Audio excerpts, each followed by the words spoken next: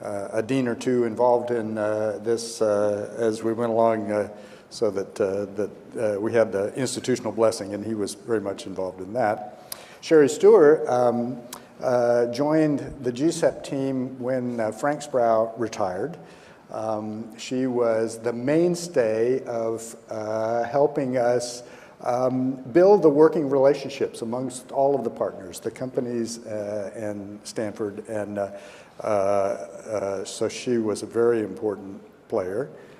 Philippe Lecourt-Gaillet, then with Schlumberger, was a critical player as well. I'm remembering a conversation in which he was in Paris and the rest of us were at Schlumberger's lab in Connecticut.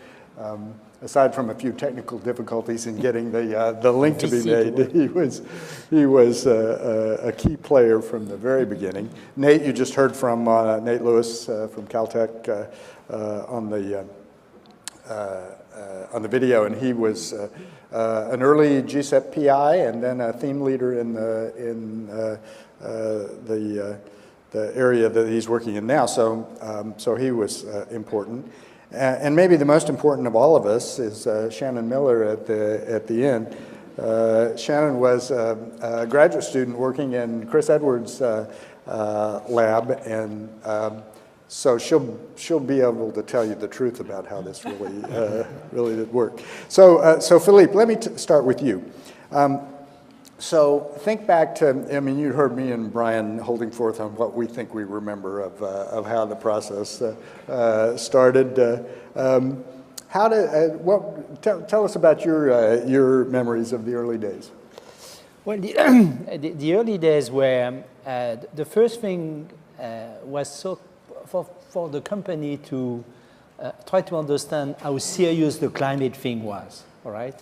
And you remember we started, let's say, in the consciousness of companies around '92, where the Rio summit started. People starting talking a lot about this. There were a lot of discussion, but it was not yet considered to be, certainly inside of Schlumberger, a very hot topic, if you want, if I may say that, for climate change.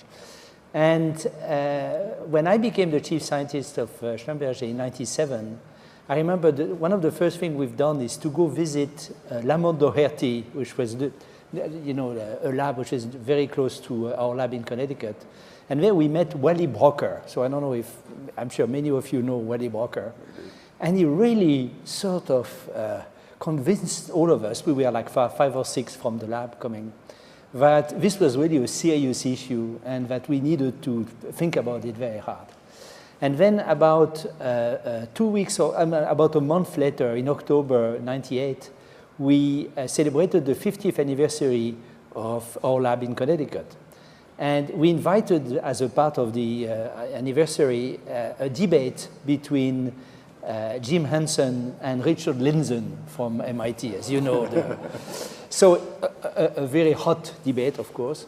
But we must say that everybody listened to the objection that Richard Lindzen was making, but Jim Hansen sort of convinced all of us that indeed this was something very serious. So from there on, if you want, we had sort of a conversation that what are we going to do about this? We cannot ignore that this is something very important. We need to work on that.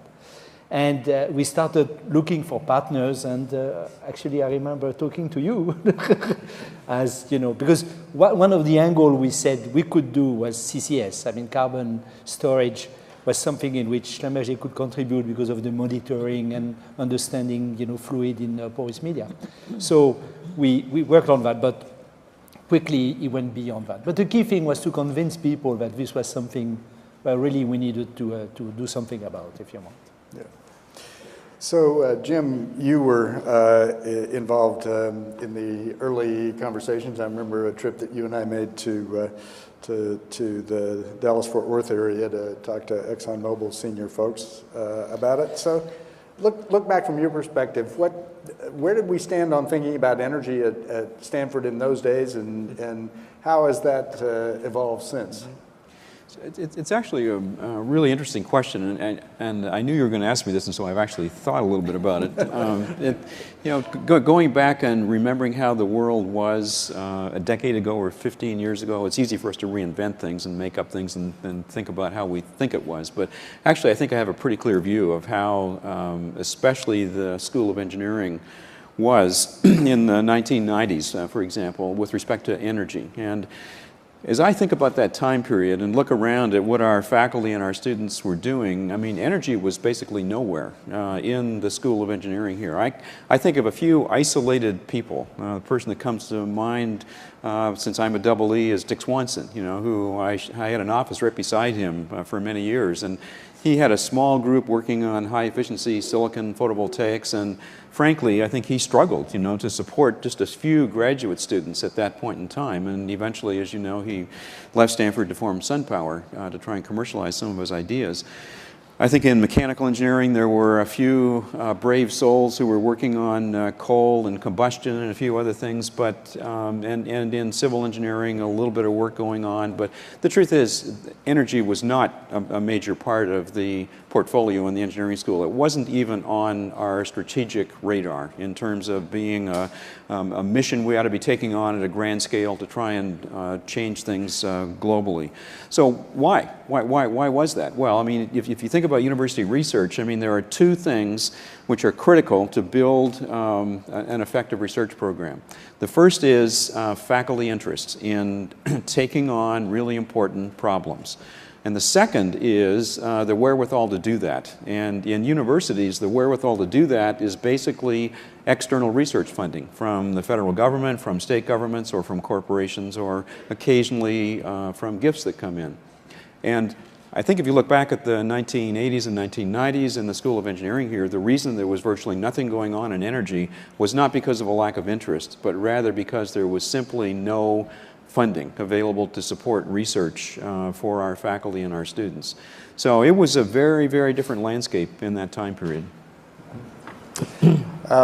So Sherry, you have the advantage of the perspective of dealing with lots of universities and of course dealing with the various companies.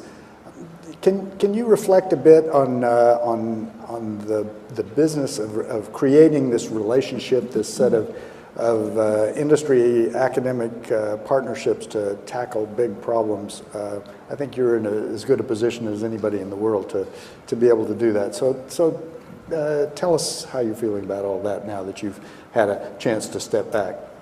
Well, I think it was clear at the outset of this program, and Jim said it very well, that if you looked at the level of funding for energy research, it was in a trough at about the year 2000. Professor Johansson's chart showed that very clearly.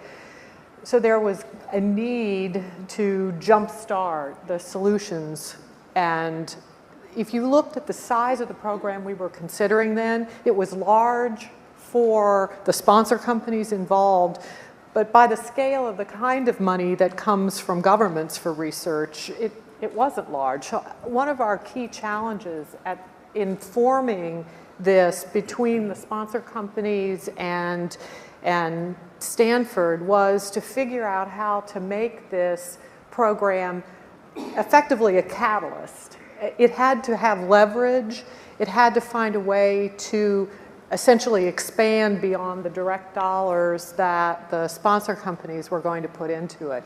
And I think that took us to this idea of designing the program to focus on very technologies that I'll call are at the very front end of the research pipeline, fundamental breakthrough technologies, with the idea that once those were funded, other forms of funding would be attracted and would build on that, so you would get a natural leverage. And I think Nate's program is, he mentioned this in the video, is a classic example of that, where the seed came from the GCEP research, but the big money to grow it is really going to come from other sources. And so I think our challenge, to get kind of back to your question, was to find people who were like-minded in, if you will, having the belief, the faith, that's starting to work on these seed technologies, which might have much longer term fruition, that was a worthwhile effort.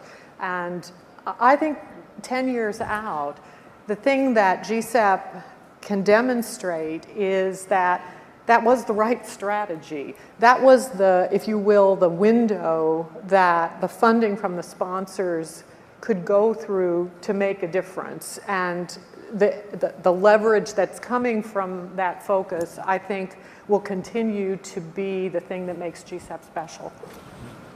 Yes, as I think back on this, as we were designing the process of thinking about areas in which to work and how to produce a good portfolio of projects, we really settled on sort of three simple ideas. One was that whatever we funded needed to be good science or engineering science, that we try to avoid violating the second law any more than we have to, that there be a pathway to have an impact on greenhouse gas emissions at some sort of scale, that there's lots of cool energy stuff that might function only at small scale, but we did want to think about the big picture. And then the last was the step-out criterion. In other words, it's so important in universities for research groups to be able to take a sustained look at some area, but it's also good every now and again to go do something that's a little different. So we said, we're really going to try to focus on the opportunity for breakthrough potential. And so what that did in the university, I think, was and we never said to anybody, we are looking for interdisciplinary proposals. But one of the ways research groups figured out a way to meet that step-out criterion was to band together to work on a problem that neither group could pull off on their own.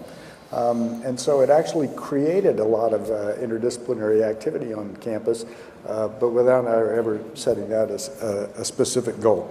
So, may I add just one thing? Sure.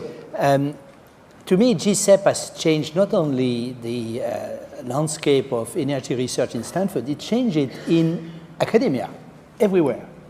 When in 1997, when I started my job, I remember looking at energy research in universities around the world. And around the world, I mean, Russia, France, the UK, Germany, and the US, of course. And it was dismal. It was not only, a few isolated people actually struggled to do something. And a few years later, when GCEP was created, I was inundated by people who wanted us to finance large energy research program that we had started. I remember, for example, John Deutsch was on the board of directors of Schlumberger, and he was, of course, a big MIT guy, and he gave me a hard time sending money to Stanford instead of MIT, which, of course, was the next thing just on to him. So to me, it completely changed the game in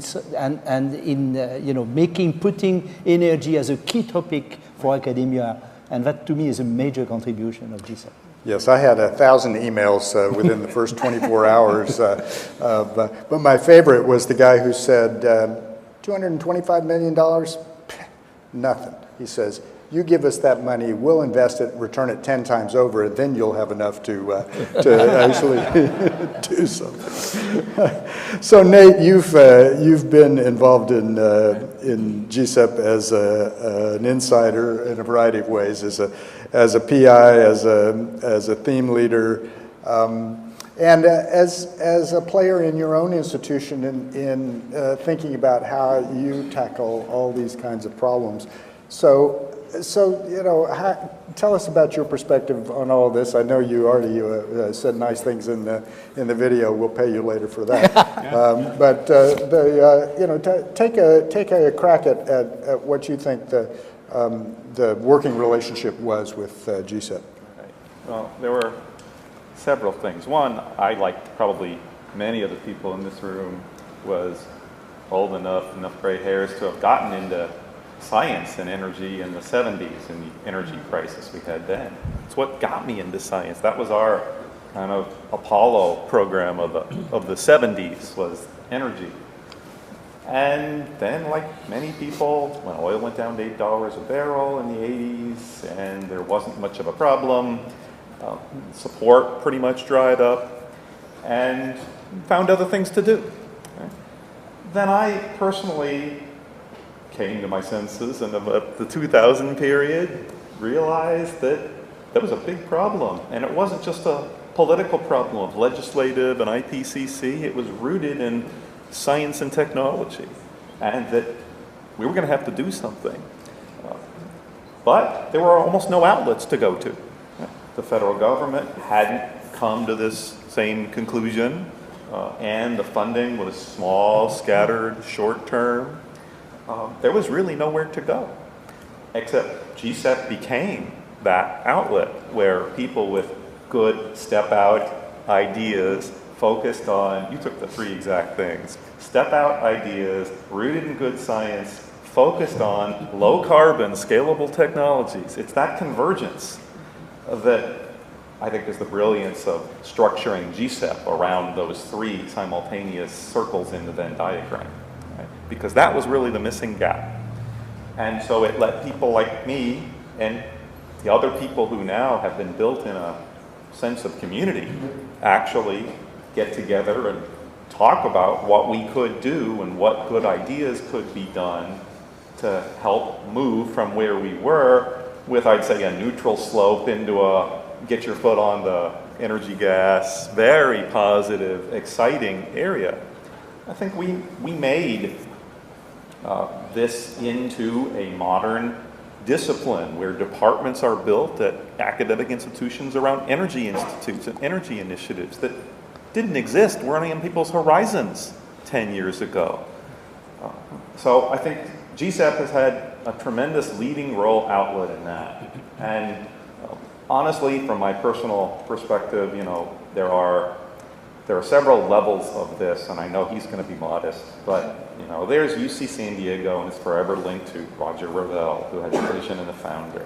And you see this over and over again with institutes that really do something new. And so one of the things that I think that will distinguish GCEP is Lenore, right? And you know, he knew how to get that convergence and get the right mix of, in the model of not too much dictatorial and enough freedom, and yet building the community that partitioned not just into science, not just into engineering, but into policy, into the corporate relations. All of these enterprises are really formed by a few people, and I think, you know, we all really owe a lot to Lynn for carrying through that.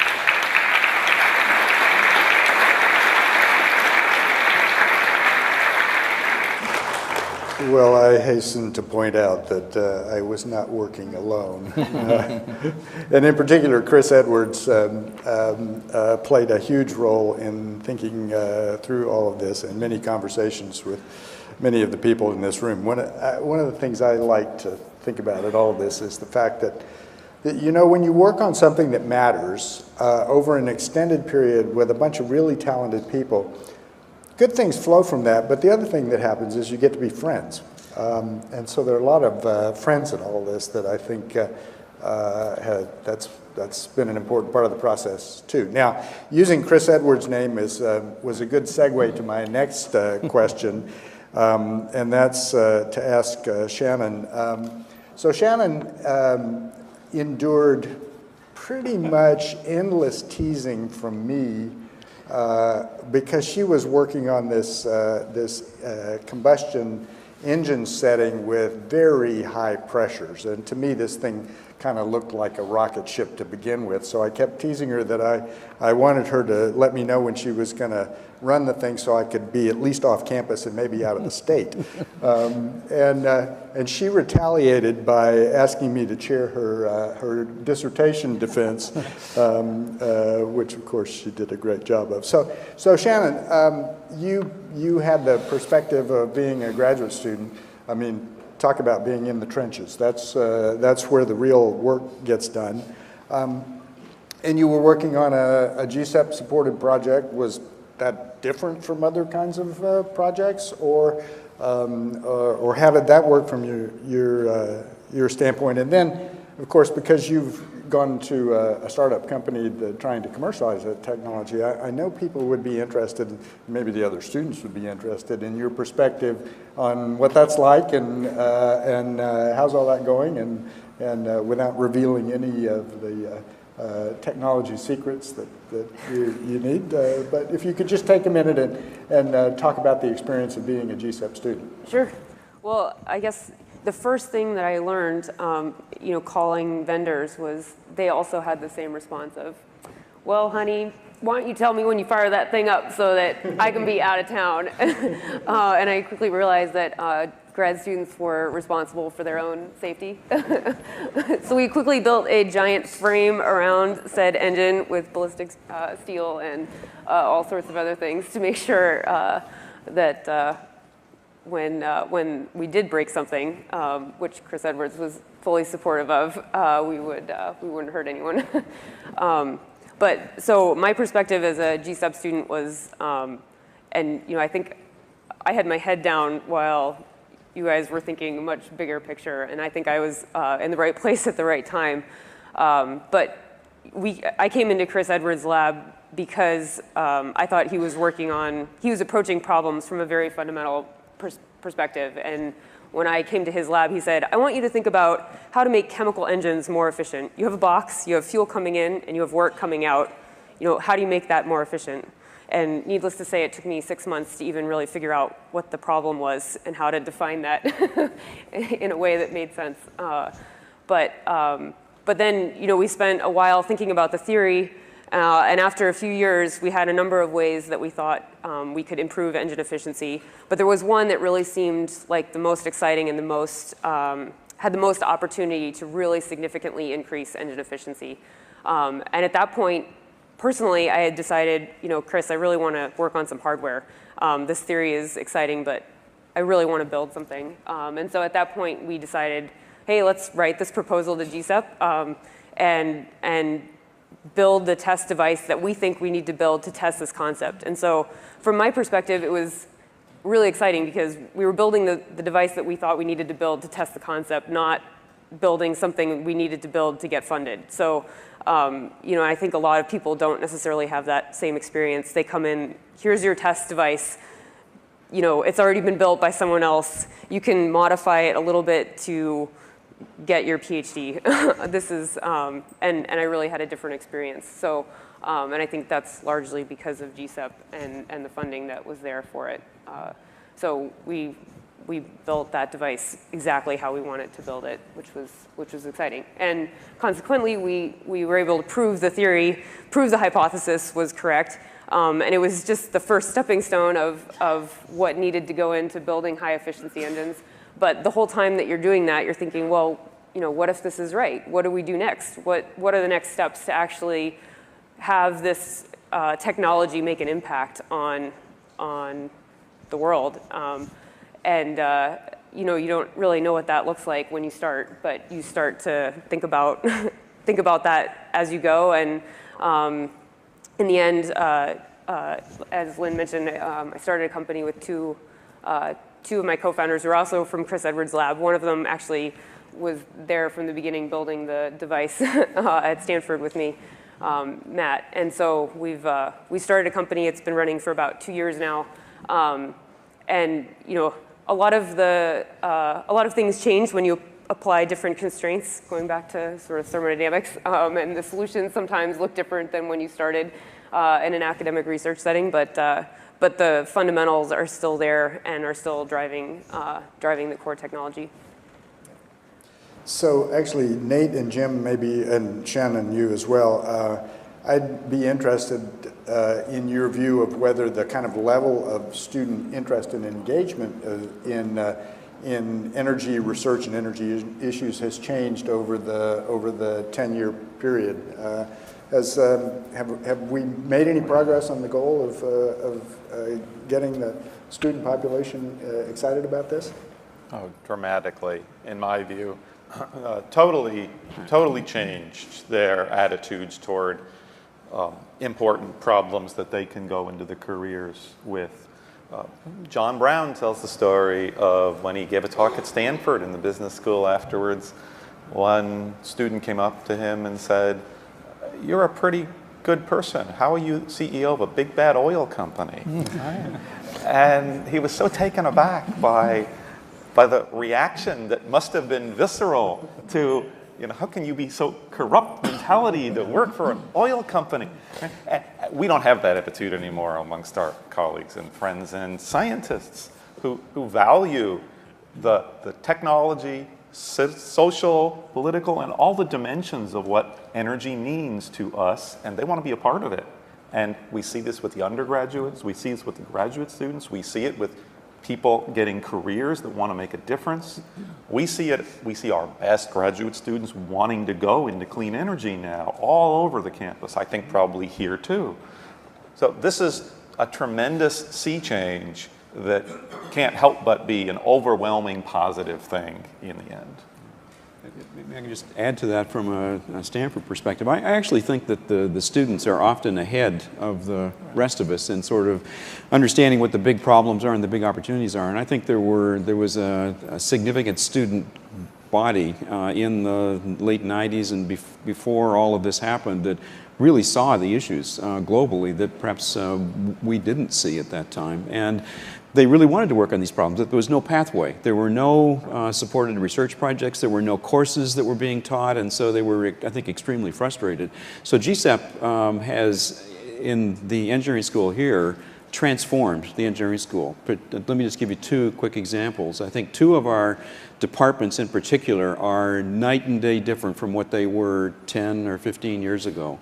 One of them is mechanical engineering, which is kind of a natural home for a lot of energy-related research. And if you look at you saw several examples on the video, you heard more this morning from Sally. A lot of the projects that are being worked on in GCEP have a home in our mechanical engineering department. It's perhaps been even more dramatic in our material science department because by coincidence, it turned out that we were beginning to transform that department around the time that GCEP began. So more than half of the faculty who are in that department today have been hired in the last 10 years.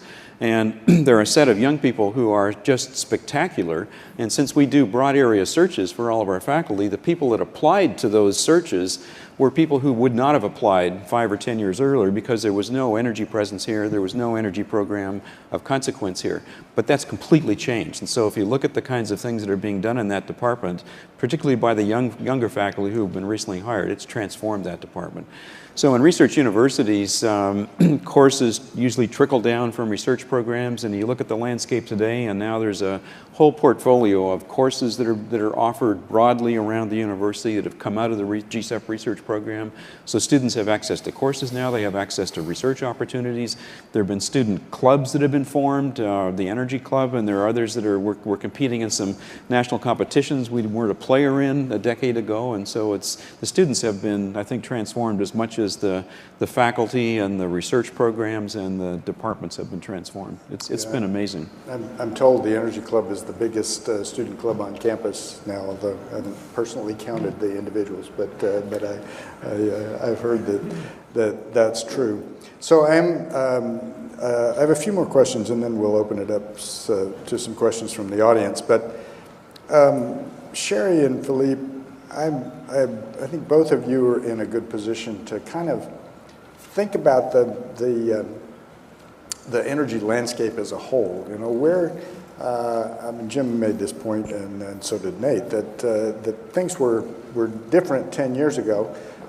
Some things have gone more slowly than we might have hoped, and some things have maybe changed in a variety of ways. So, I mean, any of you can jump in and talk about the energy landscape as a way to think about where we are now and where we might go further. Because at the outset of GCEP, there was not a lot of research being done at other places, whereas now there are energy centers blossoming everywhere, and as Philippe said, we get lots of requests for funding for them. But that has, in and of itself, has changed the landscape, and I think that creates an opportunity for, maybe a challenge, for GCEP as you go forward, because now that there is this work being done in many different locations, I think there is a need for networking among those locations so that you minimize the risk of reinventing the wheel or people going down alleys that already have been proven not to be fruitful. I think GCEP has a tremendous forward opportunity to act as a hub for information sharing, for idea sharing among all of those research groups that are out there. The nice thing is, with 10 years of history and tremendous credibility on the quality of the research, GCEP is really well positioned to do that. So one thing I think is different in the energy landscape is there are a lot more players, but they need to be tied together effectively.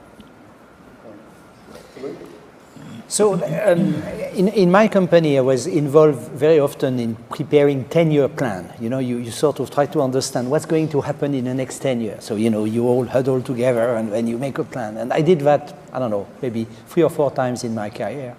And after the 3rd time, I was so upset by how unrealistic the plan were that I decided that the only way to do that is to look back 10 years and then compare where we were, where we are today. And see. And when you do this, you find a very interesting observation, which is some things change very quickly, much more than you thought, maybe, and some don't change at all. And so if you look at the energy landscape, it's amazing the number of things which have changed very quickly. I mean, the world, in 10 years, the world GDP has grown 47%. The CO2 emissions have grown 30%, which is a huge number. The CO2 concentration in the air went from, I think, if I have the number here, 372 to 392, so 20 ppm increase in 10 years. And this is about 2 ppm per year, in spite of an increase of 30% of the emissions. So there is something we don't quite understand in where the CO2 is going, that's clear. All right, the ocean that's what, of course, Mbari type of people. Primary energy consumption went up 30%, but there's a huge diversity. The US and the EU went down in energy consumption, a few percent, while China, of course, and the rest of the world, but China went up like 140% and the rest of the world went down. Now, in terms of the mix, there is something which is quite troubling, really, is that most of the mix didn't change very much, except oil went down 5 points, or 4 points, sorry, in the market share, if you want, of total energy, and coal went up 4 points. So, you know, if you look at the landscape, I would say you're sort of very worried that, you know, it takes a long time to change things, which means that, you know, you guys have a job for probably, job security is good in that business you're going to have. But it takes a huge effort to change this because of the size of the prime, you know.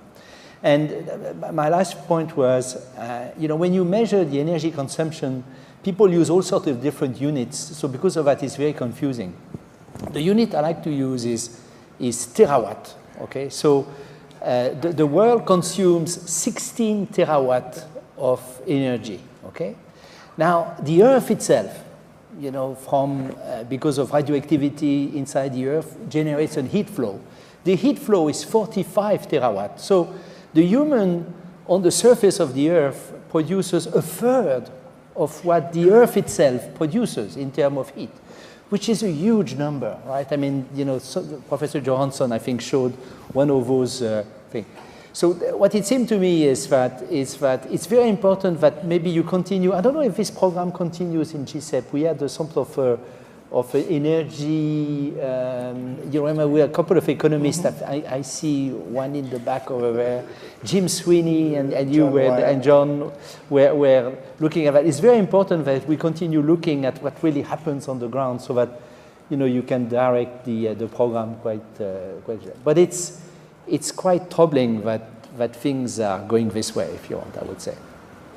Yes, the idea that we used a global recession to reduce carbon emissions suggests that might not be the best way to do it. So Nate, you want to, do you have anything more to add on that, that question of how the landscape is altered? I think the landscape's altered in a couple ways that haven't been touched on here. One is that even in the high levels of the administration, maybe that will change. It always changes non-political in a sense. We have an awareness that energy technology, clean energy technology is an important thing for the country to be doing. And we actually have people who you feel you can call up and talk to and talk to about this problem. That's clearly changed from a decade ago when the focus was just on oil prices, basically, and that was pretty much it.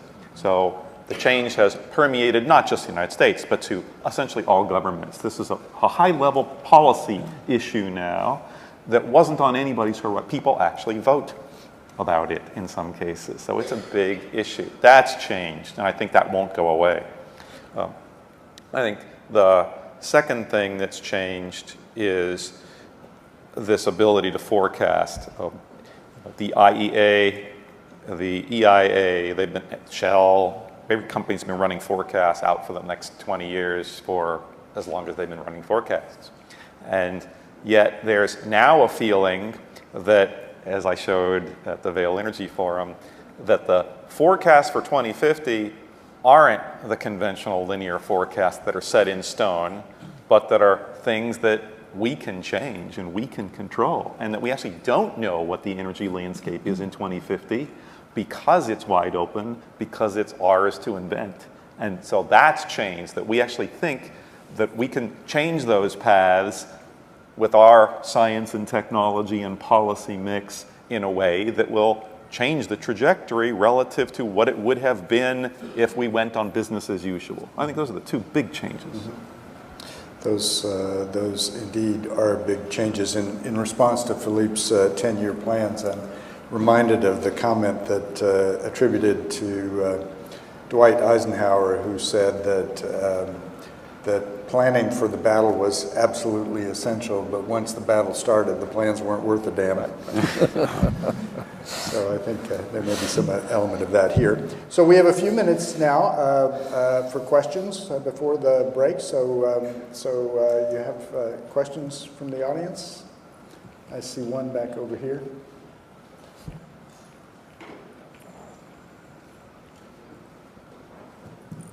Yeah, it's on.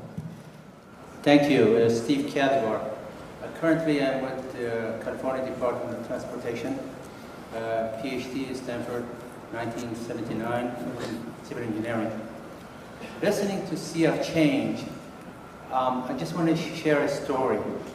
I came to Stanford in 1973 with a copy of my master thesis from McGill University, written in 1970, about potential for wind power energy utilization in Eastern Canada. I thought I could continue this into a PhD program at Stanford. When I spoke with anybody here, you got to be kidding, no money.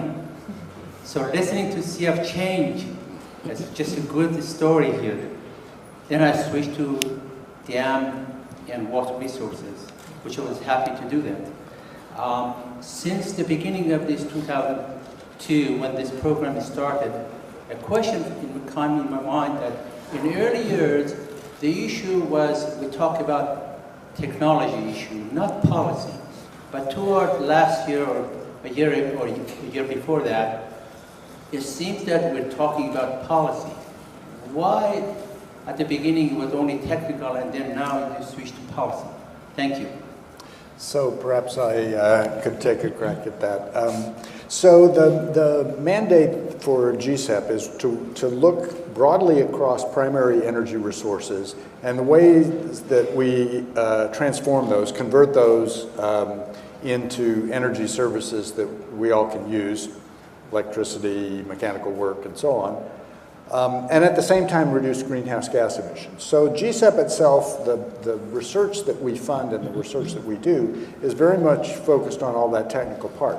But we know, as several speakers this morning observed that all of this takes place in a policy landscape that has a big impact. So in the GCEP Symposium, we've tried to bring in some of those ideas, partly as a way to enrich the conversation here in the energy community at Stanford, and partly to recognize that they are important.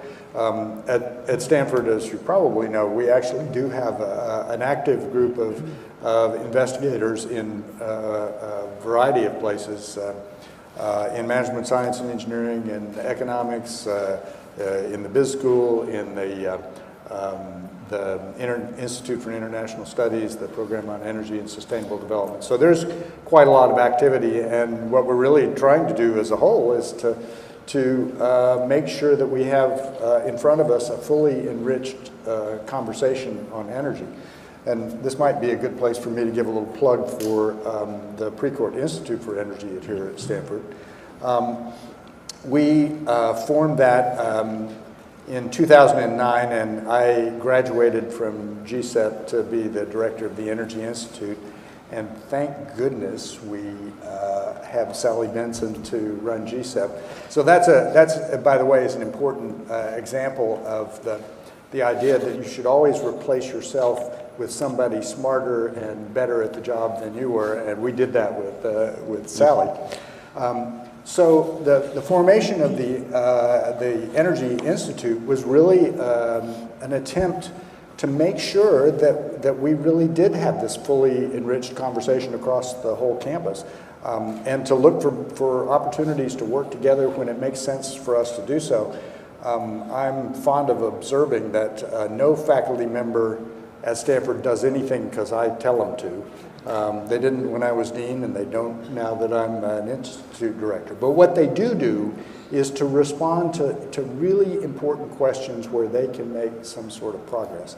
And so this effort now is to make sure that the important questions are before us, and that we harness the creativity of the students and faculty working across the full campus. So enough of a lecture from me. So in the back, I see one of them.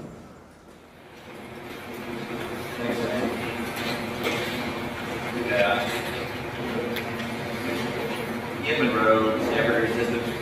Monroe, Stanford Earth Systems program. I actually teach a course that came out of the GCEP talk from a couple of years ago on climate change decision making, so thanks for that. It's been great. My question basically follows off that last comment on policy, where we now have the $90 billion from the federal government for clean energy financing coming up as a pretty significant political issue. And it doesn't seem like there's been a lot of serious public debate about what actually has been the outcome of that investment. And it seems like programs like GCEP and partnerships between academia and industry can have a lot to add to that debate. So I'm just curious what you all see as the role moving forward from GCEP and more broadly academic and industry partnerships, basically communicating what are the trade-offs and benefits of investment in clean energy, as well as some of the challenges that you face, because it seems like we do have a point that we're hitting now where we could have really cheap natural gas for the next decade, which could have something similar to what we saw after oil prices dropped after the oil embargo. And so what do we need to do to keep basically this momentum moving forward that we've seen over the last decade, continuing into decades in the future with public outreach? Well, that's a great question. That's what you say when you're stalling to think up some. So who wants to? Anybody want to take a crack at this? I'll step out on this. Brian Flannery talked about at the outset of GCEP there was concern about academic freedom because of the funding from industry. That would be small compared to the uproar that would be created if a handful of companies were trying to act in the policy space, I think. Particularly, and I'll be honest, if ExxonMobil's label is on it. So I think this program is not well suited to step into the policy space. I think that the role we can best fill is to stay in this fundamental science space, focused, as Lynn talked about, on things that have scale-up potential, and leave the policy discussions for perhaps a broader forum, and Precourt might be that example. So this is a good example of why the institute exists, and there certainly are groups. There's the Stanford Center for Environment and Energy Policy Analysis that Larry Goulder runs. The groups in Management Science and Engineering, the Program on Energy Sustainable Development, all of those have played some roles in the policy debate, and I know a number of them are thinking about exactly those sorts of questions. So you're absolutely right, they're important questions before us, and I think we should contribute, but probably not specifically funded through GCEP. Anybody else want to comment on that? Okay, we probably have time for one. There's one in the back there. Oh, wait a minute. Yes, so one more back here, and then I see another potential speaker back there. Hello. Yes, thank you. I'm Greg Roberts, a graduate student researcher, so thank you for your funding. And I have the pleasure of working on Shannon Miller's combustion device, so it still works. Thank you. I have just a quick question about return on investment, and I'm curious about the companies that contribute to GCEP and if there is some kind of a technological feedback mechanism. I'm just curious if you have any specific examples, say, of any kind of oil refinery process that has changed because of this research, or is Toyota making better cars? I mean, do people in these companies pay attention to what goes on, and are they interested in the results, and does that feed back to any specific change? Yep. Do you want to? Well, you know, in companies, the only good strategy here is a portfolio strategy, right? Because you always are going to have winner and loser, right? So in our company, we thought CCS would be something that would develop quickly, okay? And how should I put that nicely? Okay, it was one of the slow things in my thing when things went fast and things went slow. This being said, in terms of the understanding of the prime, for example, the scientific and the technical understanding of what's going on for CO2 in porous media has made tremendous progress over the last 10 years. And I think GCEP and some of the people who I don't want to look at, but well, maybe sitting in the room too, have made tremendous progress in there. And so we have a very good foundation for the day things will pick up. Now, when it will pick up, it's another 10-year plan to make, right? So portfolio-wise, we are okay. You know, if you look at individual project, sometimes you have disappointment. Somebody said something very important is that in this business, to me, you have to have two qualities. One is to be execution-driven. Execution is the key thing, right?